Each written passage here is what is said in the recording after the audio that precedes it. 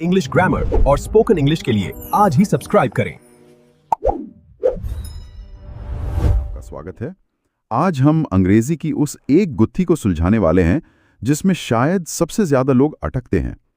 I have done बोलें या I did बोलें, मतलब प्रेजेंट परफेक्ट और पास्ट सिंपल टेंस के बीच का वो बारीक सा फर्क जो अक्सर पकड़ में नहीं आता। और ये उलझन असली है, मतलब सालों तक अंग्रेजी बोलने के बाद भी लोग इसमें गलती कर जाते हैं। और एक बहुत दिलचस्प बात जो सामने आती है वो ये कि इसका जवाब सिर्फ नियमों में नहीं है, बल्कि समय को देखने के हमारे नजरिए में छिपा है। नजरिया, ये तो दिलचस्प बात है। मतलब ये रटने वाली चीज नहीं है बल्कि समझने वाली है। हाँ, हमें हर बार खुद से बस एक सवाल पूछना है, क्या हम अतीत की किसी घटना को एक अलग थलग द्वीप की तरह देख रहे हैं जो वहीं खत्म हो गया, या फिर हम उस घटना और आज के बीच एक पुल बना रहे हैं? द्वीप या पुल? बिल्कुल, द्वीप या पुल, यही वो चाबी है जो इस पूरे कन्फ्यूजन का ताला खोलती है। एक टेंस सिर्फ अतीत की कहानी सुनाता है, एक द्वीप की तरह, और दूसरा टेंस उस कहानी का आज पर क्या असर है ये बताता है, वो एक पुल बनाता है। ठीक है, तो द्वीप बनाम पुल, ये आज का हमारा फ्रेमवर्क है। तो चलिए सबसे बड़ी उलझन से ही शुरू करते हैं। मेरे साथ हमेशा ऐसा होता है, मान लीजिए किसी की चाबी खो गई है, तो मैं बोलूं टॉम लॉस्ट हिज की या टॉम हैज लॉस्ट हिज की। दोनों सुनने में सही लगते हैं, पर मुझे पता है कि इनके मतलब में बहुत बड़ा फर्क है। यहीं पर मैं हमेशा अटकता हूं। और आप अकेले नहीं हैं, ये एकदम सही जगह है शुरू करने के लिए, क्योंकि यहीं पर वो पुल वाला आइडिया सबसे साफ नजर आता है। जब आप कहती हैं टॉम हैज लॉस्ट हिज की प्रेजेंट परफेक्ट में, तो आप सिर्फ एक पुरानी घटना नहीं बता रही हैं, आप असल में एक पुल बना रही हैं। पुल? किस चीज का पुल? वर्तमान के नतीजे का पुल। टॉम हैज लॉस्ट हिज की का असली मतलब है टॉम ने चाबी खो दी थी, और इसका नतीजा ये है कि वो अभी घर के अंदर नहीं जा सकता। अच्छा, आपका पूरा जोर आज की समस्या पर है। चाबी खोना अतीत की घटना है, पर उसका परिणाम, उसका असर आज भी मौजूद है। ये पुल है। अच्छा, तो हैव लॉस्ट का मतलब सिर्फ खोना नहीं है, बल्कि खो गई है और अब मुश्किल हो रही है। ये अब वाला हिस्सा जरूरी है। आपने एकदम सही नस पकड़ी है। अब दूसरे वाक्य को देखिए, जो हमारा द्वीप है, टॉम लॉस्ट हिज की। Past simple? हाँ, पास्ट सिंपल। ये वाक्य सिर्फ अतीत की एक जानकारी है, एक तथ्य। ये एक द्वीप है जो अतीत में ही रह गया। हो सकता है उसे चाबी 5 मिनट बाद मिल गई हो सकता है उसने दरवाजा तोड़ दिया हो। हमें आज की स्थिति के बारे में कुछ भी नहीं पता। इस वाक्य का आज से कोई लेना देना नहीं है। एक मिनट, तो आप कह रही हैं कि अगर मैं कहूं टॉम लॉस्ट हिज की, तो ये संभव है कि उसके पास अब चाबी हो? मतलब ये वाक्य हमें आज के बारे में सचमुच कुछ नहीं बताता है? कुछ भी नहीं, वो सिर्फ एक घटना की रिपोर्टिंग है। इसीलिए जब हम पूछते हैं कि कोई काम कब हुआ, तो हम हमेशा द्वीप की बात करते हैं। हम अतीत में एक खास पॉइंट जानना चाहते हैं, जैसे When did Tom lose his key? Tom ने अपनी चाबी कब खोई? हाँ, इसका जवाब होगा He lost it yesterday. उसने कल खोई थी। ये सब अतीत के द्वीप हैं। आप कभी नहीं पूछेंगे When have you lost your key? क्योंकि when एक द्वीप की मांग करता है, पुल की नहीं। ये तो बहुत साफ हो गया। हैज डन वर्तमान का नतीजा दिखाता है और डिड सिर्फ अतीत की कहानी। हमारे सोर्स में कार्ला का भी एक ऐसा ही उदाहरण है। अगर कोई पूछता है इज कार्ला हियर और हैज शी लेफ्ट, क्या कार्ला यहाँ है या वो जा चुकी है, तो पूछने वाले को ये जानना है कि कार्ला अभी यहाँ है या नहीं। हाँ, वो वर्तमान की स्थिति के बारे में पूछ रहा है। हैज शी लेफ्ट का मतलब ही है क्या वो इस वक्त यहाँ मौजूद नहीं है। ये एक पुल है।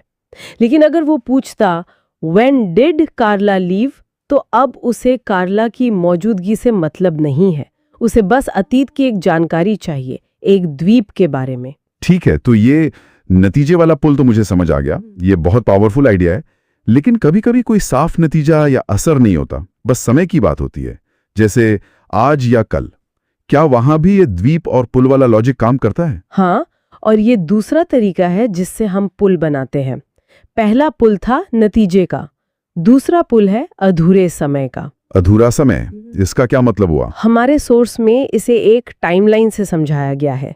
जरा सोचिए, कल यानी येस्टरडे एक ऐसी सड़क है जो रात 12 बजे खत्म हो गई। वो एक बंद रास्ता है, एक द्वीप। लेकिन आज यानी टुडे एक ऐसी सड़क है जिस पर हम अभी भी चल रहे हैं। वो सड़क अभी यानी नाव तक आती है और आगे भी जा रही है। वो एक अधूरा सफर है। और ये अधूरा सफर ही हमारा पुल है। बिल्कुल। इसीलिए अगर दिन अभी खत्म नहीं हुआ है तो आप कहेंगे I have done a lot of work today. मैंने आज बहुत काम किया है। हाँ, क्योंकि आज अभी चल रहा है। ये एक अधूरा समय है जिसका एक सिरा वर्तमान से जुड़ा है। ये एक पुल है। और जैसे ही रात के 12 बजते हैं, आज कल बन जाता है और वो पुल टूटकर एक द्वीप में बदल जाता है। तब मैं उसी काम के बारे में कहूंगा I did a lot of work yesterday. मैंने कल बहुत काम किया था, है ना? एकदम सही। यही लॉजिक हर उस समय के साथ काम करता है जो अभी खत्म नहीं हुआ है। जैसे it hasn't rained this week. इस हफ्ते बारिश नहीं हुई है। हम ये तभी कहेंगे जब वो हफ्ता अभी चल रहा हो। जैसे ही हफ्ता खत्म होगा हम कहेंगे it didn't rain last week. पिछले हफ्ते बारिश नहीं हुई थी। अरे ये तो बहुत बारीक बात है। सोर्स में सुबह वाला उदाहरण तो और भी कमाल का है। अगर अभी सुबह के 11 बजे हैं और मैं एना के बारे में पूछूं तो मैं कहूंगा have you seen Anna this morning? क्या तुमने आज सुबह एना को देखा है? क्योंकि आज सुबह का समय अभी चल रहा है। हाँ, वो समय अभी अधूरा है, वर्तमान से जुड़ा है। लेकिन सोचिए अब शाम के 4 बज गए हैं। सुबह अब अतीत का एक खत्म हो चुका हिस्सा है, एक द्वीप बन चुका है। अब अगर आप वही सवाल पूछेंगे तो आपको टेंस बदलना पड़ेगा। तब मुझे कहना होगा did you see Anna this morning? क्या तुमने आज सुबह एना को देखा था? अरे वाह, शब्द बिल्कुल वही है, दिस मॉर्निंग, लेकिन दिन के वक्त के हिसाब से टेंस बदल गया। ये इस बात पर निर्भर करता है कि बोलने वाला उस समय को द्वीप की तरह देख रहा है या पुल की तरह। यही तो सारा खेल है नजरिए का। एक और बढ़िया उदाहरण है इयान का, जो लंदन में रहता है। अगर आप कहती हैं Ian has lived in London for 7 years, तो इसका मतलब है कि वो 7 साल पहले लंदन आया था और वो अब भी वहीं रहता है। वो 7 साल का समय वर्तमान तक का एक पुल है। और अगर मैं कहूं Ian lived in London for 10 years, तो इसका मतलब है कि वो पुल अब टूट चुका है। वो 10 साल का समय अब अतीत का एक द्वीप है। वो अब लंदन में नहीं रहता। बिल्कुल। और शायद सबसे बड़ा अधूरा समय, सबसे लंबा पुल हमारी अपनी जिंदगी है। जब तक हम जिंदा हैं, हमारी जिंदगी एक अनफिनिश्ड पीरियड है। हाँ, तभी तो लोग जॉब इंटरव्यू में कहते हैं I have worked on many successful projects. वो ये जता रहे हैं कि ये उनके करियर का एक हिस्सा है, एक पुल है, न कि कोई पुरानी कहानी जो एक द्वीप पर खत्म हो चुकी है। वो ये नहीं कहते I worked on many projects. क्या बात है, ये एक बेहतरीन उदाहरण है। वो अपने अनुभव को अपने वर्तमान प्रोफाइल से जोड़ रहे हैं, एक पुल बना रहे हैं। इसीलिए अपने जीवन के अनुभवों के बारे में बात करते हुए हम कहते हैं I have never played golf. मैंने अपनी जिंदगी में कभी गोल्फ नहीं खेला है। हाँ, क्योंकि जिंदगी अभी खत्म नहीं हुई है। क्या पता मैं कल ही गोल्फ खेलना शुरू कर दूं, वो संभावना बनी हुई है। ये अब तक का अनुभव है। तो हमारे पास 2 तरह के पुल हो गए, एक नतीजे का पुल और दूसरा अधूरे समय का पुल। और जब कोई पुल नहीं होता तो वो अतीत का एक द्वीप होता है, जिसके लिए हम पास्ट सिंपल यानी डिड का इस्तेमाल करते हैं। इन सभी विचारों को एक साथ लाने के लिए हमारे सोर्स में छुट्टी का एक बहुत ही स्वाभाविक और रोजमर्रा का उदाहरण दिया गया है, जो सब कुछ साफ कर देता है। हाँ, ये उदाहरण सब कुछ जोड़ देता है। सोचिए आप अपनी छुट्टी के आखिरी दिन पर हैं, आप बहुत खुश हैं। आप कहेंगे it's been a really good holiday, I really enjoyed it. ये एक बहुत अच्छी छुट्टी रही है, मैंने सच में इसका आनंद लिया है। आप प्रेजेंट परफेक्ट का इस्तेमाल कर रही हैं। क्यों? क्योंकि यहाँ दोनों तरह के पुल काम कर रहे हैं। छुट्टी की अवधि अभी अभी समाप्त हो रही है, तो ये एक अधूरा समय जैसा है, और उसका एहसास, उसकी अच्छी यादें आपके वर्तमान का हिस्सा हैं। तो ये नतीजे वाला पुल भी है। आपका वर्तमान उस छुट्टी के एहसास से जुड़ा हुआ है। ठीक है। और फिर जब मैं छुट्टी से घर वापस आ जाता हूँ और 1 हफ्ते बाद कोई दोस्त मुझसे पूछता है कि छुट्टी कैसी थी, तब मैं क्या कहूँगा? तब तक वो पुल टूट चुका होगा। वो छुट्टी अब आपके अतीत का एक खूबसूरत द्वीप बन चुकी है, एक बंद अध्याय। अब आप कहेंगे it was a really good holiday, I really enjoyed it. वो एक बहुत अच्छी छुट्टी थी, मैंने सच में उसका आनंद लिया था। अब आप पास्ट सिंपल का इस्तेमाल करेंगे, क्योंकि उसका वर्तमान से सीधा जुड़ाव टूट चुका है। तो ये सिर्फ इस पर निर्भर नहीं करता कि काम कब हुआ, बल्कि इस पर निर्भर करता है कि बोलने वाला उस काम को कैसे देख रहा है।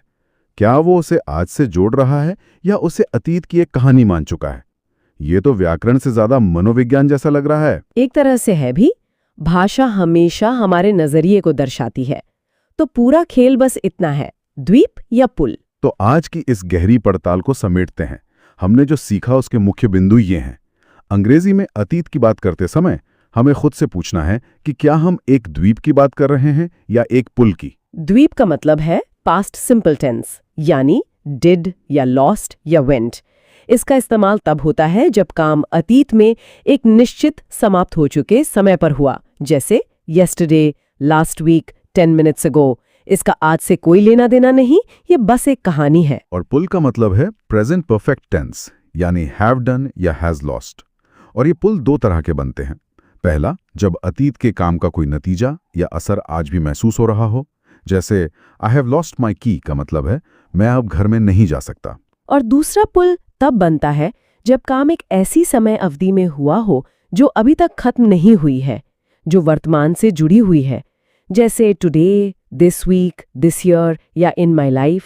तो श्रोताओं को अगर एक बात याद रखनी हो तो वो यही है। हाँ, अगली बार जब आप उलझन में हो तो बस खुद से एक सवाल पूछें, क्या मैं अतीत और आज के बीच एक पुल बना रही हूँ या अतीत को एक अलग द्वीप की तरह देख रही हूँ? ये एक सवाल सही टेंस चुनने में सबसे ज्यादा मदद करेगा। और जाते जाते हम श्रोताओं के लिए एक सवाल छोड़ना चाहेंगे जो इसी नजरिए पर आधारित है।